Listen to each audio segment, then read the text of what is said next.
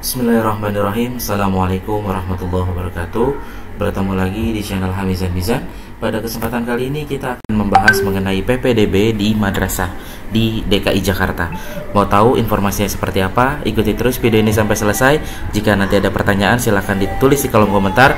Dan jangan lupa share video ini agar bermanfaat dan untuk teman-teman yang lainnya. Baik teman-teman, terima kasih yang sudah like dan subscribe dan share video ini. Kita langsung saja teman-teman di sini melihat surat edaran ya Kemenak Republik Indonesia, Kementerian Agama Republik Indonesia, Kantor Wilayah Kementerian Agama Provinsi DKI Jakarta. Nah, di sini perihal terkait dengan PPDB baik itu Madrasah Ibtidaiyah, Madrasah Sanawiyah dan Madrasah Aliyah. Kita buka ya surat edarannya seperti apa. Nah, di sini sudah jelas, nomor suratnya ada, tanggalnya 10 Mei 2023. Jadi 3 hari yang lalu kurang lebih surat ini dibuat. Nah, kita langsung saja teman-teman ke jalur-jalur informasinya seperti apa, persyaratannya. Ikuti terus ya. Jangan di-skip, nanti akan terlewat informasi pentingnya. Dan saya juga akan memberikan tips dan trik seperti dengan PPDB yang di sekolah negeri di video saya sebelumnya. Banyak yang sering kali gerasak gerusuk ya yang nggak perlu dilakukan sebenarnya karena memang sudah ada prioritasnya. Nah, ini kita lihat selesai. Nah, di sini ada latar belakang ya, asasnya hampir sama, objektif, akuntabel, transparan dan tidak diskriminatif ya. Tujuannya ada ya, menerima peserta didik gimana berjalan secara objektif, akuntabel, transparan dan tidak diskriminatif. Memberikan pedoman untuk orang tua, kepala madrasah, peserta didik. Nah, bagi ayah bunda yang ingin menyekolahkan anaknya di madrasah ibtidaiyah negeri ataupun madrasah sanawiyah negeri ataupun madrasah aliyah negeri, ini informasinya, jangan sampai tertinggal. Nah, ini di poin C ada jalur seleksi. Yang pertama adalah yang madrasah ibtidaiyah negeri. Itu jalur zonasi, kuotanya besar sekali 50%. Jadi yang teman-teman memang ingin bersekolah ya, atau ayah bunda ingin menyekolahkan anaknya di madrasah ibtidaiyah negeri, itu kuotanya 50%, yaitu jalur zonasi. Tentu sesuai dengan namanya, yaitu sesuai dengan domisili tempat tinggal, berdekatan dengan sekolah yang ingin dituju. Prioritas pertama adalah yang berdomisili di RT yang sama dengan RT madrasah. Tentu ya, di RT 10 ada madrasah A, rumahnya teman-teman itu ada di RT 10 ya. Tentu teman-teman akan menjadi prioritas pertama. Prioritas kedua adalah CPDB berdomisili di RT yang berbatasan langsung atau beririsan ya. Di sebelahnya ada RT 9. Dan meskipun ini jadi nggak berdasarkan ini juga ya, kedekatan sih teman-teman ya. Terkadang pembentukannya itu mungkin lebih dekat RT 9 gitu misalkan. Ada yang lebih dekat RT 9, RT 10 tapi jauh karena di sini berdasarkan RT ya.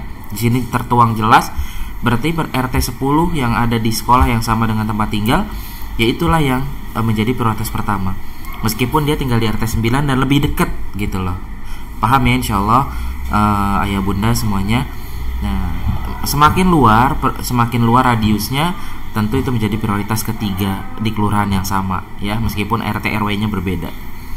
Nah, kemudian poin yang berikutnya juga penting. Jika calon peserta didik memiliki kesamaan zonasi, artinya sama-sama RT 10, RT 10, di ranking berdasarkan usia. Jadi bukan dari jarak. Balik lagi, di sini nggak ada tertulis jarak. Dari RT yang sama.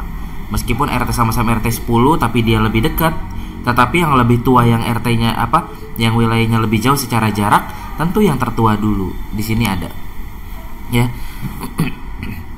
Memiliki kesamaan zonasi maka seleksinya dari tua ke muda ya. Kemudian berdasarkan waktu mendaftar, baru main cepet-cepetan siapa yang duluan mendaftar ya. Kemudian yang ketiga, calon peserta didik milih hanya satu. Bagaimana ketika nanti sudah milih satu, masih ada waktu untuk terkait jalur zonasi. Ketika sudah jelas tidak diterima, karena memang hasilnya real time, kita daftar pagi, siang atau sore sudah ada sudah ada hasilnya. Itu kita di hari yang sama atau besoknya ketika memang masih buka, itu boleh memilih lagi ya. Jadi nggak usah khawatir. Kemudian calon peserta didik dinyatakan diterima wajib melakukan lapor diri. Kalau nggak lapor diri disesuai dengan tanggal yang sudah ditentukan, dianggap mengundurkan diri. Dan biasanya baru bisa ikutan lagi nanti di tahap sisa, ya. Nah, yang poin 5, calon peserta didik dinyatakan diterima tidak ngelapor diri maka dianggap gugur. Nah, benar ya, sesuai akan kembali lagi di tahap akhir. Nah, jadi nggak bisa tuh ikut jalur-jalur yang lain, tahap sisa baru bisa ikut. Nah, kemudian AGPTU apa tuh? Anak guru dan pindah tugas orang tua. Kuotanya 10%. Jadi cukup jelas ya ini ya, sama dengan di sekolah negeri yang sudah saya sampaikan. Anak guru, ayah atau bundanya ada yang bekerja sebagai guru di madrasah ibtidaiyah negeri, itu anaknya bisa langsung pakai jalur AGPTU. Atau pindah tugas orang tua yang memang anaknya orang tuanya baru pindah tugas ya ke DKI Jakarta. Nah, yang keempat adalah yang berikutnya adalah jalur reguler ya. Kuotanya 40%. Berdasarkan usia dari yang tertua ke muda, kemudian waktu mendaftar. Boleh milih 2 sekolah. Gak bisa tuh satu akun kita mesti milih jalur mana.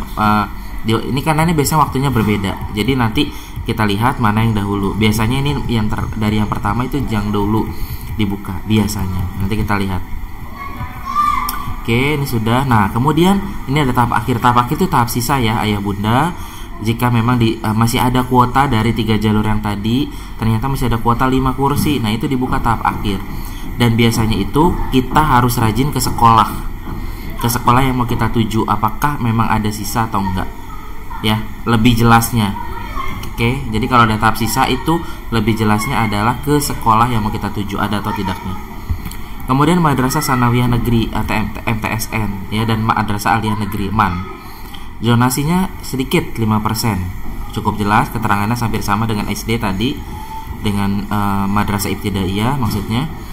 Nah, ini juga sudah cukup jelas. Nah, kalau tadi di SD setelah zonasi maka umur, kalau di SMP SMA nilai akhir dari SD. Baru seleksi berdasarkan usia, baru waktu mendaftar. Jadi nilai kalau sama zonasinya baru main nilai. Baru usia dan waktu.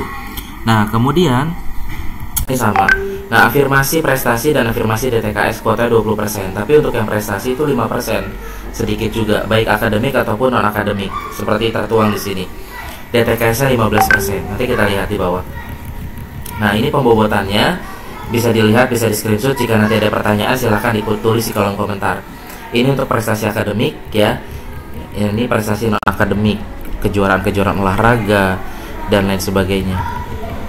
Oke, nanti silakan di screenshot saja, nanti ditanyakan. Itu peserta didik maksimal 2 ya. Nah, tadi saya sampaikan itu prestasi 5%. Kalau afirmasi DTKS ya, DTKS itu data terpadu kesejahteraan sosial ya, yang keluarga prasejahtera itu 15%. Tadi sama seperti yang jalur di DKI sekolah negeri ya.